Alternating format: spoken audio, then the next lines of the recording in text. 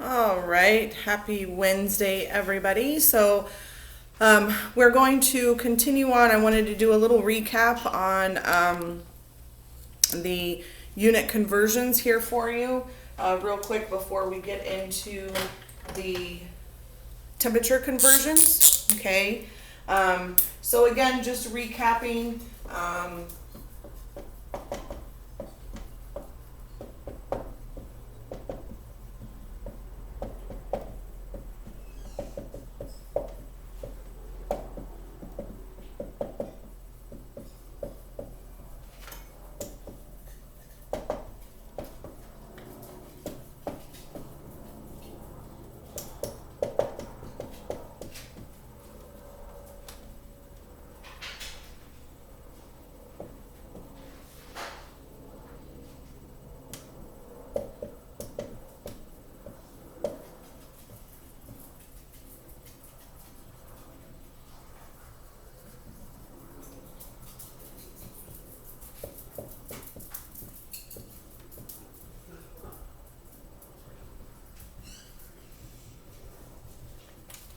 So these again are the most common type of math that you're going to be doing basically on a daily basis in any pharmacy setting. So 1 ounce is 30 mLs, 1 teaspoon is 5, 1 tablespoon is 15, 1 pint is 480, 1 cup is 8 ounces or 240 mLs, 1 liter is 1,000 milliliters, and then your conversions for centimeters and inches.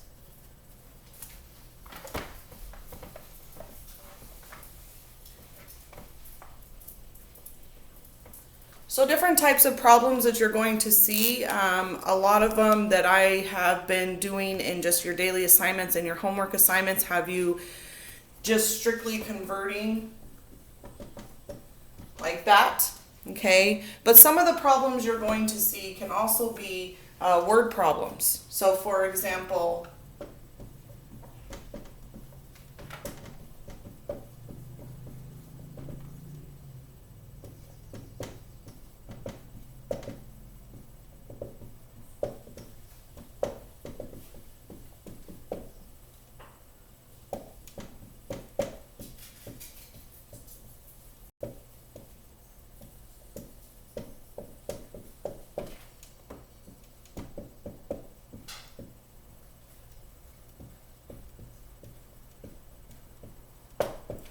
you can have a couple different problems here. So it says a patient is to receive 2 teaspoons of a medication twice a day. First question is, how many milliliters per dose is the patient getting?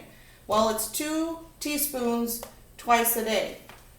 Okay, so remembering that 1 teaspoon is 5 mLs. So 2 times 5 is 10 milliliters per dose. Okay, so the patient is getting a total of 10 milliliters per dose. Now it says how many milliliters per day. So they're getting this amount twice a day. So 10 times 2, and they're getting a total of 20 mils per day. Okay.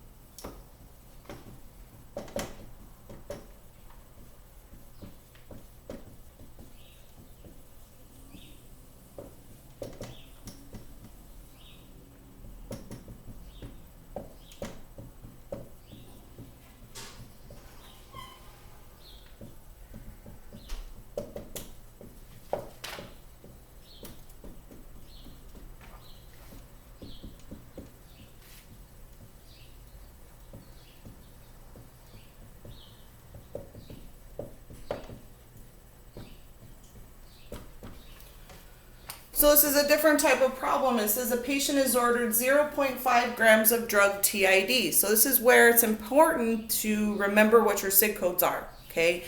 These are imperative. You have to know what these are. You have to be able to understand what the translation of all of these SIG codes are. So the first one says, how many milligrams will the patient get per dose? So what we have to do here is we have to convert the 0.5 grams, okay? And you can do that two ways. You can move the decimal, or you can take 0.5 times 1,000, and it gives you 500 milligrams. So the patient is getting 500 milligrams per dose. We're giving 500 milligrams TID, which is 3 times a day, and they're getting a total of 1,500 milligrams per day.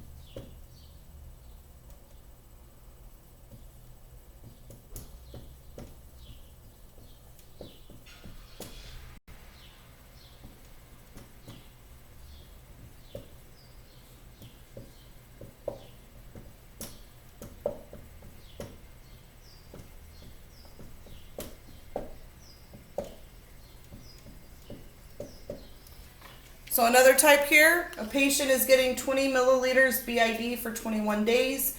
How many ounces are needed for this entire course of therapy? Okay, so taking a look here, we're first going to figure out what is the total milliliters they're getting per day.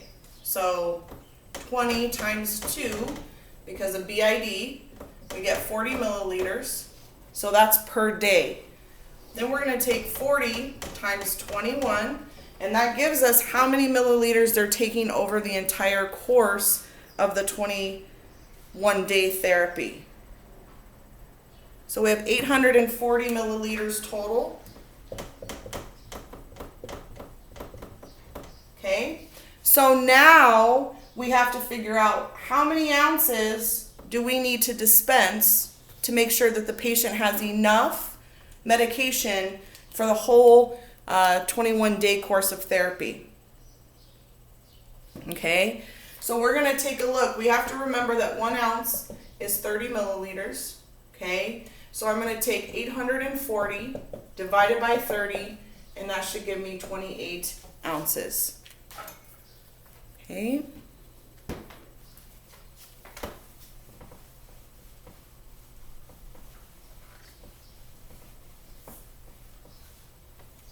All right, we're going to go ahead and move along to the temperature conversions. Okay, there's 2 formulas.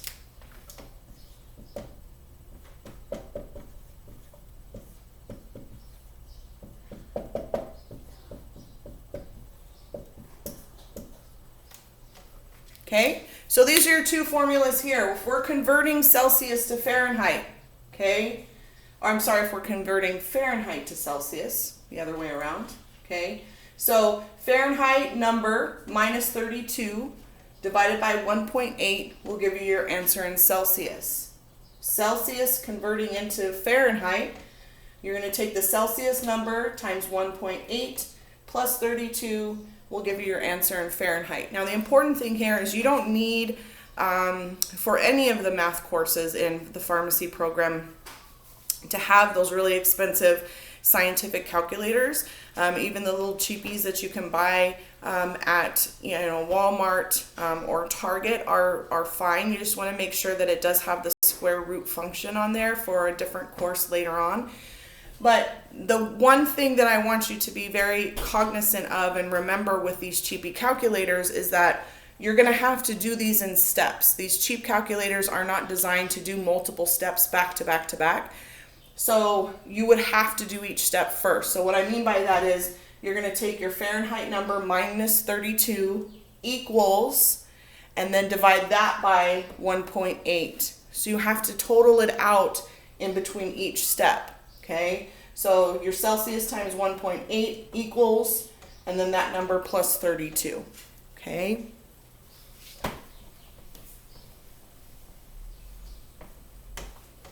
when you are doing your answers.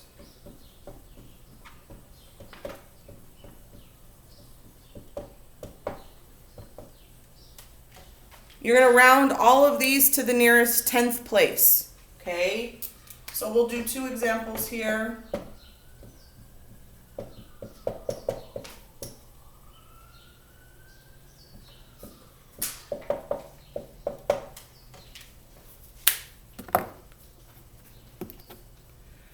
So the first one is converting Fahrenheit to Celsius. So we're going to take 45 minus 32, okay?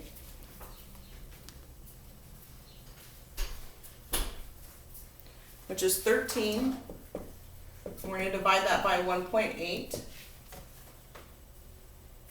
And we get 7.22. So we're going to just round that to the nearest 10th place. So it is 7.2 Celsius.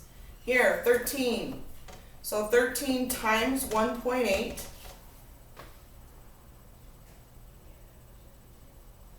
23.4. And then you're going to take 23.4 plus 32. And you get 55.4. Okay? So notice here that the Celsius number is going to be always smaller than the Fahrenheit. Okay? So your Fahrenheit number is going to be larger than your Celsius number. So that's one way to check yourself if you did the right formula, because if this came out the other way around, you would know, hey, my Fahrenheit's supposed to be higher or bigger number than my Celsius, so I did something wrong. Okay, so, oops, I lost my markers. For this daily assignment, you're going to be working on a worksheet that is converting strictly temperature conversions. Now, why do we need to be able to convert temperature conversions? Well, the thing is, when we receive orders, which kind of tails into our inventory maintenance section and videos you're going to see about receiving orders, is we have to be able to understand and recognize how drugs are stored.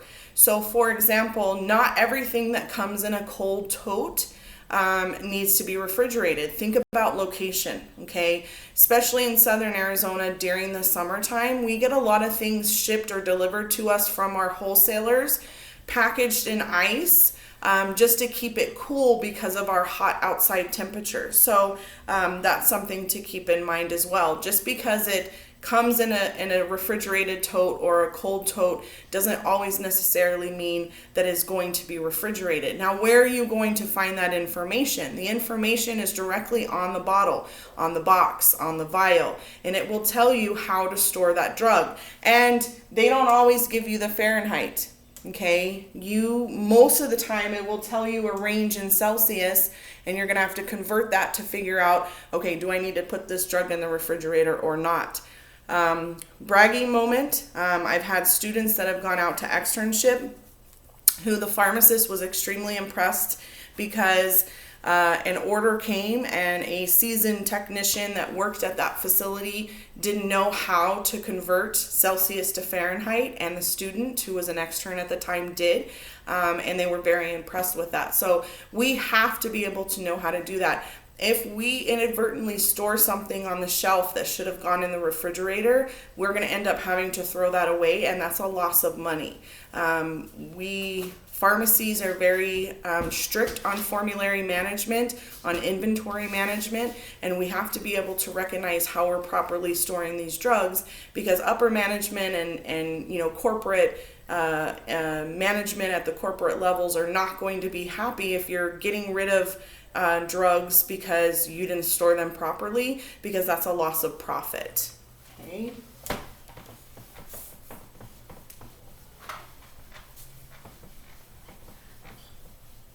All right, so you're going to be off to working on your temperature conversion daily assignment. If you have any questions, be sure to email me right away, and I hope you have a good rest of the day.